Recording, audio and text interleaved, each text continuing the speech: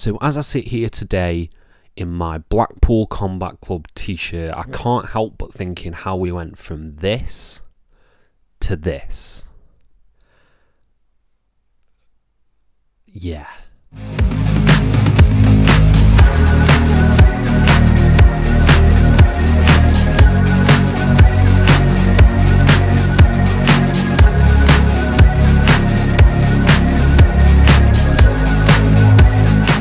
Hello and welcome to FTTR, I am Hugh McQuaid, and today we are talking about AEW. We are talking about how to fix the Death Riders. Now, the Death Riders are one of the most polarizing groups in all of professional wrestling right now, and there must be a way to salvage this. There must, and I think we can do that. We can do that right now, and we're going to dive into that in just a little moment. But before we do, please hit subscribe, please like this video, please comment your thoughts down below, and I'll try to reply to every single one of them as we dive into this. So, the Death Riders, they were introduced to AEW, attacking Bryan Danielson, choking Bryan Danielson with a plastic bag, and nearly murdering the man. Since then, Mox went on to win the title, kept it in a briefcase, Marina Shafir, Pac, Claudio, Yuta, and it's sort of gone from a peak downwards. I think the lack of direction and sort of authenticity of the Death Riders, of Moxley's promos, haven't helped that. But I think the Death Riders are really coming across as just snarling, cowardly bad guys, and that's not how the Death Riders were initially introduced, you know. They tried to murder a man. So, how do we salvage this now? In January. Yes, we're in January. The Road to Revolution, Grand Slam. How do we do that? I think AEW is in a good position here because maybe it is just the online discourse about the Death Riders, but I don't think they're hitting.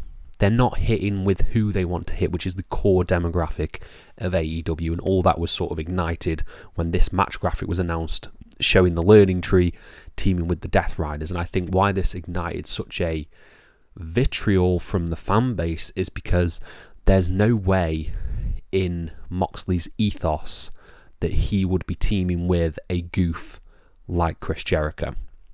That just wouldn't happen. I get they're both heels, but at the same time, you've got to stay with character consistency, and Moxley in no way, after having these blood feuds with Chris Jericho and hating sports entertainment, would he team with Chris Jericho to take on rated FTR. It's just, it wouldn't happen, and I think that is what is discouraging to people.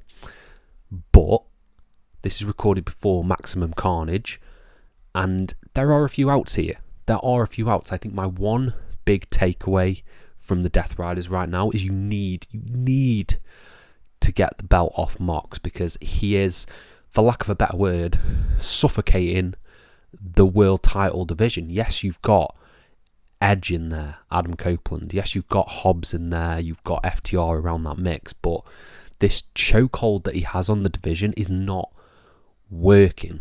People aren't investing. I think you can see from the crowd reactions that these segments get. Yes, they get big numbers on YouTube, but they're not connecting with the live audience. I don't think this Mox title run is working, and you need to pivot. You need to switch.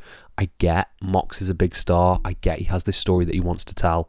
But at the end of the day, you've got to step back and go, this is not working for us. This is not working. I think it's taken away from what AEW fans love. And I think that's pure wrestling. That's New Japan-esque wrestling. The top of your card needs to be Ospreay, Swerve, Hangman, Kenny, having this group of top guys who can do a little bit of sports entertainment, but this is so far removed from everything that we love about AEW, and it's so goofy, so weird. The matches aren't great. You need to pivot, and there's a few ways that you can pivot. I think the easiest one is coming up at Maximum Carnage.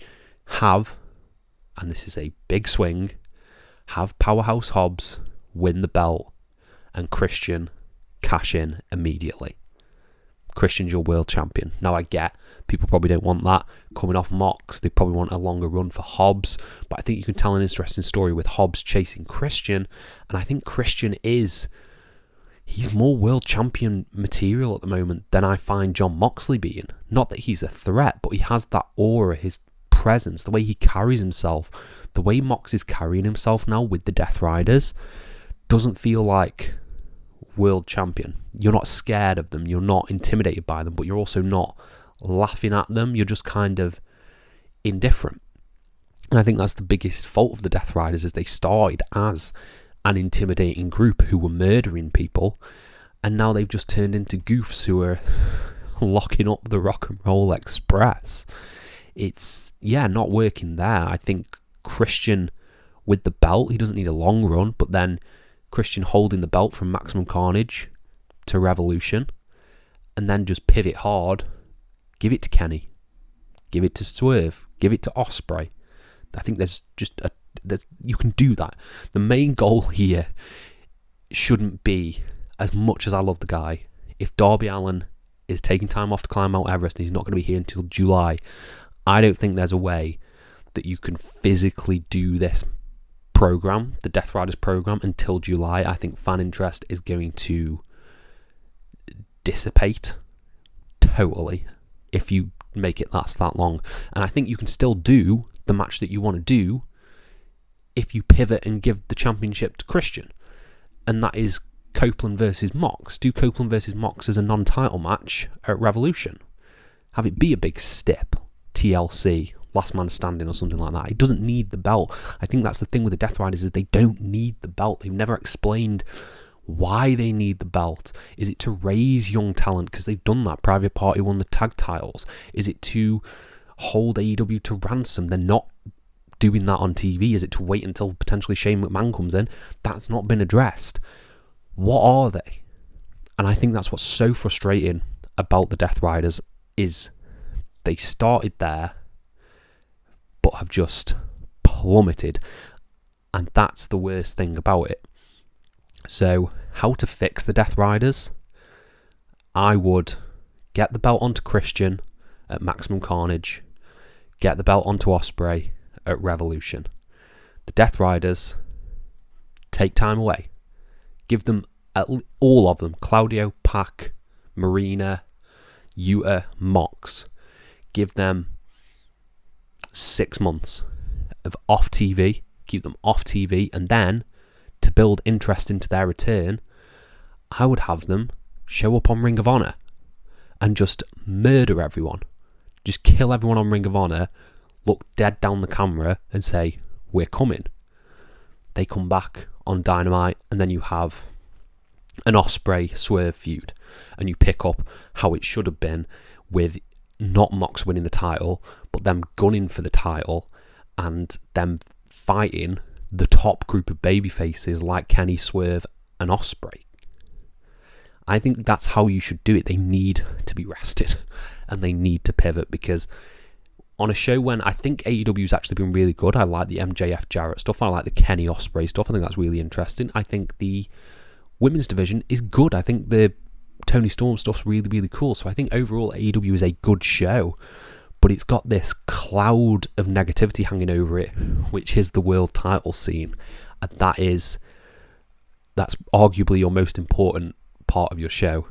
And the Death Riders have got it in a chokehold.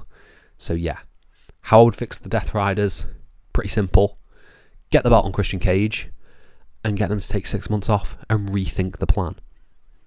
It's pretty simple. It's pretty simple. You have an out with that contract. You have an out with Christian's contract where he can just win the belt whenever. Just use it and get it onto Christian. That's how I would do it. That is how I would fix the Death Riders. Might be a bit obvious, but it is what it is. Let me know your thoughts down in the comments below, and I'll try to reply to every single one of them. Thank you all ever so much for your support, and have a nice day.